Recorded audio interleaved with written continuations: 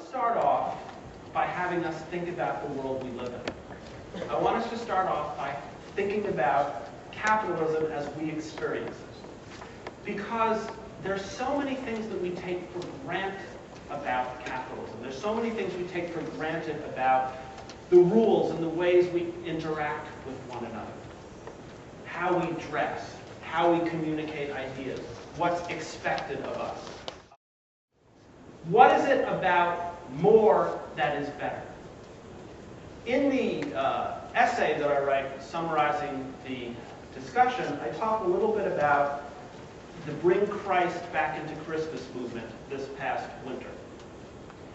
It struck me as interesting because in the past, Bring Christ into Christmas movements have been about sacrificing, have been about working at soup kitchens instead of giving gifts, giving donations instead of giving gifts, trying to find the religious, charity, spiritual core of the holiday. But this last winter, which I'm sure many of you remember, there was a national controversy because there was a group that was trying to tell us that we should shop only at places that say Merry Christmas when you shop there. You shouldn't go to places that say Happy Holidays or Season's Greetings. That by not saying Merry Christmas, we are violating the spirit of the holiday. Now notice, as I talk about in the essay, what this message is. The first is charity has disappeared. Right? It's not about donating your gifts. It's not about donating your money. It's not about donating your time. It's not about helping your fellow person. It's about marketing. It's about slogans. It's about communicating a message to exclude or eclipse other messages. The thing about capitalism is inherently, for lack of a better term, Darwinian.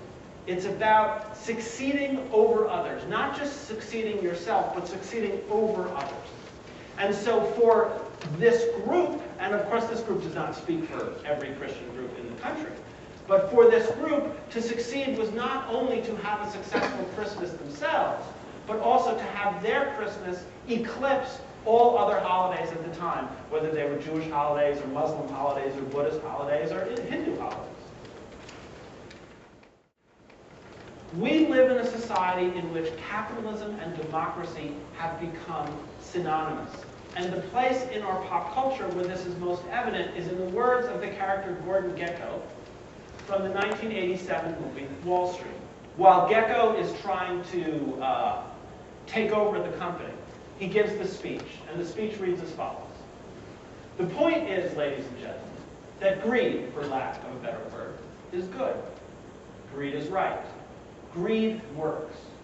Greed clarifies, cuts through, and captures the essence of the evolutionary spirit. There's that Darwinian term again.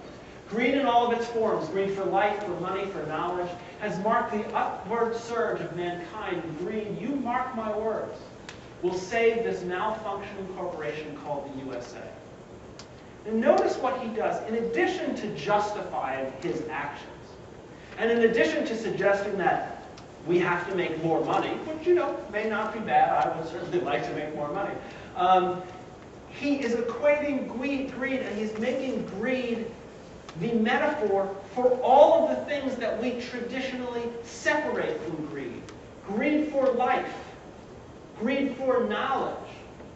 He calls the United States a corporation, a business. Aren't there more things that we want in our picture of life? Aren't there more ideas? Do we want love to be a matter of greed? Do we want life, living, all aspects of living to be a matter of greed? Do we want the United States to be a business? Notice, it's not a community. It's not a family. It's a corporation. Is that what we want?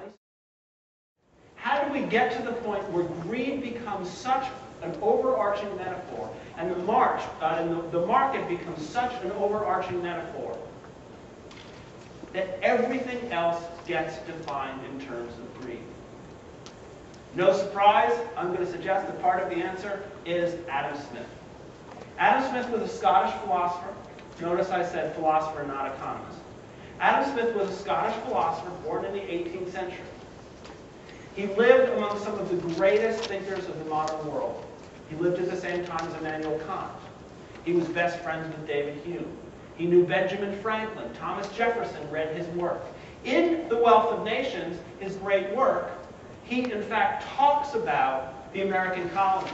The Wealth of Nations was published in 1776, at roughly the same time that the Declaration of Independence was written. Political economy is a discipline that we don't have in the States very much anymore. It involves sociology and anthropology and economics and philosophy and a whole bunch of other disciplines. The main purpose of the Wealth of Nations was to challenge mercantilism. Mercantilists believe that the wealth of a nation could be measured by how much money was in its borders at any one time. Mercantilists, by definition, were anti-trade. They didn't want us to trade with other countries because when you trade with other countries, your money leaves the country and goes to another country, and that's bad. Is it better to keep our money in the country, or is it better to spread it out? Smith suggests the latter. Smith says that the true wealth of a nation is not to be measured by the amount of money that's in the nation, but rather the potential of the nation to convert goods and services into money. In other words, labor. Smith thought that the value, the wealth of a nation could be measured by the amount of labor. The more work, the more jobs, the more money, the more wealth. Smith was pro-trade, free trade, because the more we trade, the more there's need for our goods. The more need for our goods, the more money. What makes Wealth of Nations special, and what often gets misrepresented, is Smith's focus on self-interest.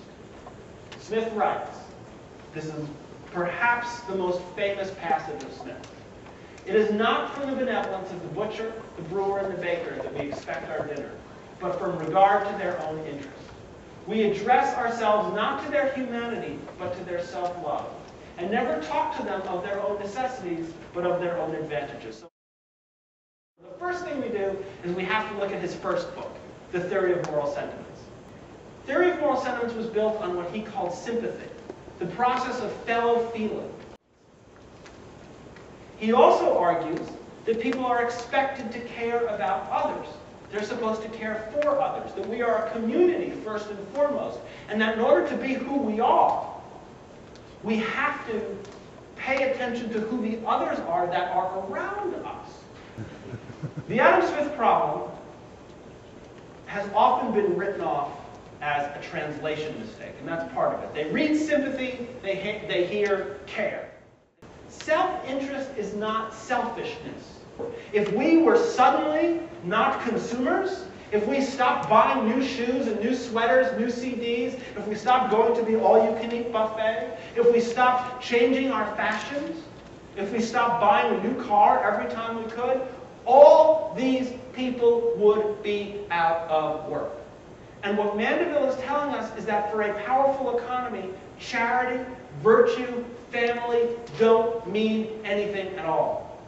Consumption is what motivates a strong and healthy economy. Now you can imagine, even in the modern day, even when our most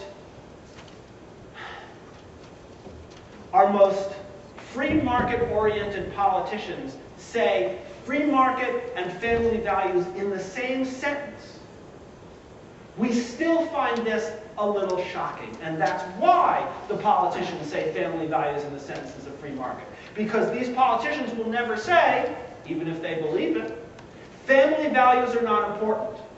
Caring for your family is not important. What's important is buying things. Buy, buy, buy, buy, buy. And that's, of course, why, as I say in the essay, after September 11th, after the tragedy of September 11th, President Bush said to America, become normal again, go out and shop.